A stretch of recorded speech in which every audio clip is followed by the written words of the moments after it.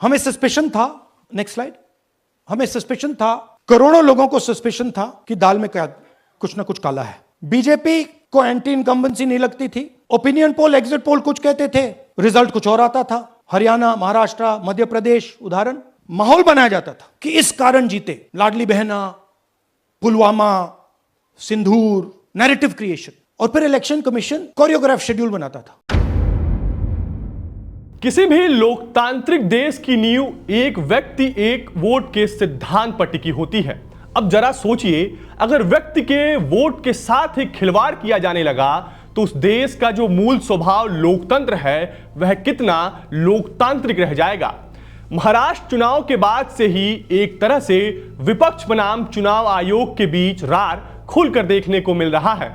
एक और विपक्ष जहां चुनाव आयोग पर यह आरोप लगा रहा है कि चुनाव आयोग ने कई राज्यों के वोटर लिस्ट के साथ गड़बड़ी की है, तो वहीं चुनाव आयोग ने राहुल गांधी को समन भेजकर इस आरोप का साक्ष्य मांगा था। हालांकि उस समय राहुल गांधी चुनाव आयोग को कोई ठोस प्रूफ नहीं दे पाए थे, लेकिन 7 अगस्त को जब राहुल गांधी प्रेस कॉन्फ्रेंस करने आए तो उनके पास साक्ष्यों की भरमार थी। उन्होंने चुनाव आयोग की लिस्ट से ही कुछ ऐसे नाम दिखाए जिसमें किसी वोटर के हाउस नंबर के साथ कहीं छेड़छाड़ थी, तो कहीं पिता का नाम किसी अजीबोगरीब अल्फाबेट में था। हद तो तब हो गई जब एक कमरे के पते पर 80 लोगों का नाम चुनाव आयोग की लिस्ट में रजिस्टर्ड था। अब इस बात पर विचार करने की जरूरत है कि क्या यह संभव है कि 80 लोग एक कमरे में भी रह सकते हैं। इसका जवाब अगर आप किसी बच्चे से भी पूछेंगे तो वह कहेगा नहीं, लेकिन चुनाव आयोग के रिकॉर्ड के हिसाब से रह सकते हैं। खैर, हम यहां अभी राहुल गांधी के प्रेस कॉन्फ्रेंस के एक उदाहरण की बात कर रहे हैं। उन्होंने जो डाटा दिखाया है उसमें करीब 40 लाख वोटरों को रहस्यमयी तरीके से जोड़ने की बात कही गई है।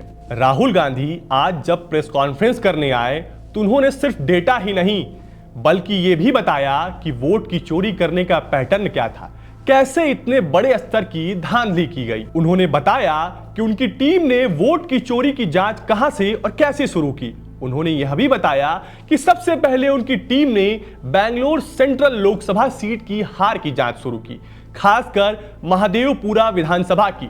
यहां से बीजेपी को कांग्रेस के मुकाबले 1,14,000 की लीड मिली थी, जबकि पूरे लोकसभा क्षेत्र में कांग्रेस सिर्फ 32,000 वोट से हारी थी। यहां उन्होंने बताया कि कैसे 1 लाख से ज्यादा वोट चोरी पकड़ी गई। राहुल गांधी ने आगे कहा कि उन्होंने वोट चोरी के 5 प्रकार निकाले हैं, जिसमें डुप्लीकेट वोटर, फर्जी और अमान्य पते, एक ही पते पर सैकड़ों वोटर, अवैध फोटो आईडी और फॉर्म 6 का दुरुपयोग का मामला सामने आया है। तो आइए जरा इसे आंकड़ों से समझते हैं कि आखिर माजरा क्या है। अगर बात करें डुप्लीकेट वोटरों की तो ये 11,965 जोड़े गए हैं जिन्होंने कई बार वोट डाले। वहीं 40,009 ऐसे जोड़े गए जिनके पता ही अमान्य है। 10,452 ऐसे एड्रेस हैं जिन पर सैकड़ों वोटरों का नाम रजिस्टर्ड है। वहीं 4,132 लोगों का फोटो ही फेक पाया गया।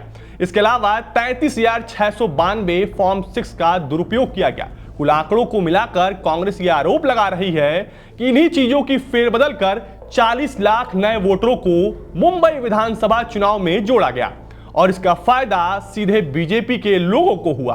अच्छा, यह अपने आप में बड़ा हास्यपद नहीं लगता कि जिस राज्य में 5 महीने पहले लोकसभा का चुनाव हुआ हो, वहां 5 महीने में ही 40 लाख नए वोटर कैसे जुड़ गए। फिलहाल राहुल गांधी इस प्रेस कॉन्फ्रेंस के बाद आर पार के मूड में हैं।